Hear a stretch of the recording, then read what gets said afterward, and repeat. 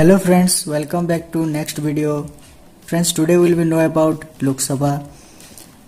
Friends, तो आज हम इस वीडियो के थ्रू लोकसभा के बारे में जानने वाले हैं, उसका ऑर्गेनाइजेशन, उसका मेथड ऑफ इलेक्शन, उसका क्वालिफिकेशंस क्या होता है लोकसभा के मेंबर्स का. फिर हम उसके स्ट्रेंथ के बारे में जानेंगे, उसका जो टर्म कितना रहता है वो जानेंगे, उनका सैलरी, उसका प्रिसाइडिंग ऑफिसर कौन होता है. तो आज हम सब इस वीडियो के थ्रू लोकसभा के बारे में जानने वाले हैं. तो चलिए शुरू करते हैं बिना किसी देरी के. तो फर्स्ट जानेंगे उसका ऑर्गेनाइजेशन जानेंगे लोकसभा का. सो इन 1950 लोकसभा मेंबर इज 500. जब 1950 में लोकसभा का मेंबर 500 था, देन 1956 में 520 हो गया वो मेंबर्स. फिर 1963 में वो 525 मेंबर्स में कन्वर्ट हो गया, बढ़ गए. Then 31 ST amendment act member rise of to 545. जब 31 अमेंडमेंट हुआ, मतलब 31 नंबर का जो संविधान संशोधन हुआ, तब वो जो मेंबर थे वो राइज अप होके 545 हो गए. वो जो 545 मेंबर्स वो एग्जैक्ट मेंबर है, आज भी उसका मतलब मेंबरशिप उतना ही है 545 लोकसभा का. वो जो 545 है उससे 525 मेंबर्स रिप्रेजेंट फ्रॉम स्टेट से रिप्रेजेंट होते हैं, और जो 20 मेंबर्स होते हैं वो नॉमिनेटेड होते हैं प्रेसिडेंट के द्वारा वो लोग नॉमिनेट होते हैं.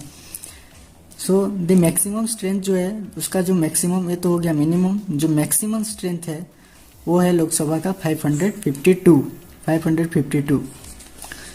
चलिए चलते हैं सेकेंड मेथड के बारे में. उसका इलेक्शन मेथड कैसा होता है. यूनिवर्सल एडल्ट सफरेज के द्वारा होता है. जब आपको तो पता है यूनिवर्सल एडल्ट सफरेज, जो लोग 80 एबव होते हैं वो लोग वोट देंगे. देन जॉइंट इलेक्शन, जो जॉइंट इलेक्टोरल सिस्टम में होता है इलेक्शन. फिर system of reservation of seat reservation system के द्वारा होता है. सिंगल मेंबर कॉन्स्टिट्यूएंसी और टेरिटोरियल कॉन्स्टिट्यूएंसी के द्वारा. फिर सीक्रेट बैलॉट जो आपका सीक्रेट बैलॉट के द्वारा होता है. और डायरेक्ट इलेक्शन, ये जो लोकसभा का जो इलेक्शन होता है वो डायरेक्टली होता है, डायरेक्ट इलेक्शन. सो चलिए चलते हैं उसके क्वालिफिकेशन. जो लोकसभा के जो मेंबर होते हैं और उनका क्वालिफिकेशन क्या होना चाहिए लोकसभा का एक मेंबर बनने के लिए. First point, must be citizen of India. वो भारत के नागरिक होना चाहिए, वो must be citizen of India. Must have 25 year age, उनका एज 25 ईयर होना चाहिए. Must not work any state और central government for profit motive. कोई भी मतलब स्टेट गवर्नमेंट और सेंट्रल गवर्नमेंट में वो लोग जो प्रॉफिट मोटिव के लिए कोई भी वर्क नहीं करना चाहिए. देन चलिए उसका जानते हैं हम लोग, उसका स्ट्रेंथ, उसका कोरम के बारे में जानते हैं. और एक पॉइंट जो क्वालिफिकेशन का है, वो मोस्ट हैव साउंड माइंड. वो साउंड माइंड होना चाहिए, मतलब पागल वो सब मतलब नहीं होना चाहिए, उनका मेंटली वो स्ट्रांग होने चाहिए. देन फोर्थ चलते हैं उसके जो स्ट्रेंथ और कोरम के बारे में. तो उसका स्ट्रेंथ क्या रहना चाहिए. It required 1/10 member for convene the session को कन्वेन करने के लिए 1/10 मेंबर वो रिक्वायर करता है. If less than those strength there can be no presiding of Lok Sabha. अगर इससे कम हो गए जो मेंबर, तो लोकसभा वो प्रिसाइडिंग, वो काम मतलब कार्यकारी नहीं होता है, वो उसका प्रिसाइड नहीं हो पाता है लोकसभा. तो चलिए टेन्यूर के बारे में जानते हैं. उसका टर्म कितना रहता है. Lok Sabha has 5 year term. उसका जो कार्यकाल होता है लोकसभा का वो 5 वर्ष का होता है, 5 ईयर का. It can be extend in the time of war and emergency. जब भी युद्ध या कोई भी मतलब इमरजेंसी टाइम या युद्ध के समय इसको बढ़ाया जा सकता है, इसको एक्सटेंड किया जा सकता है. सो चलिए जानते हैं अब सेशन के बारे में. उसका सेशन क्या है, मतलब सेशन कैसे होता है, उसका meeting. The gap between 2 session must not more than 6 month.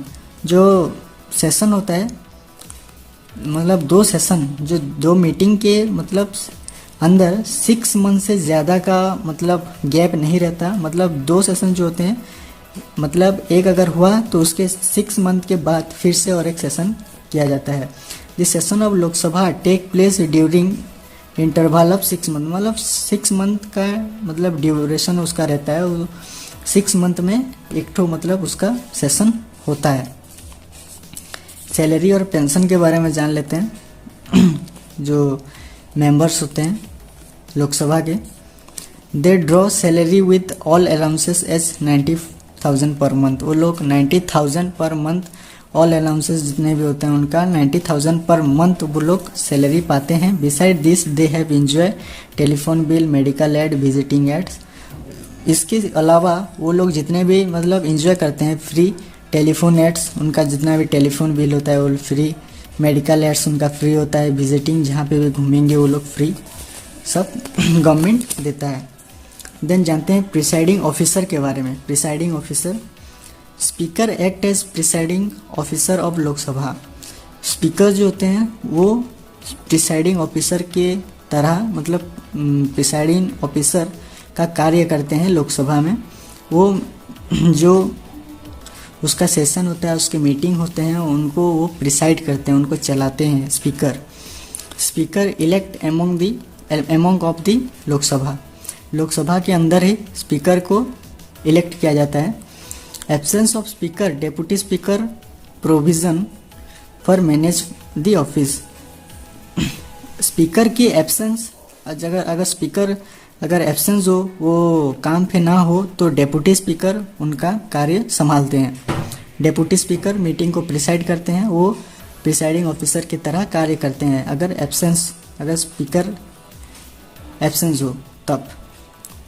So friends, ये थे लोकसभा के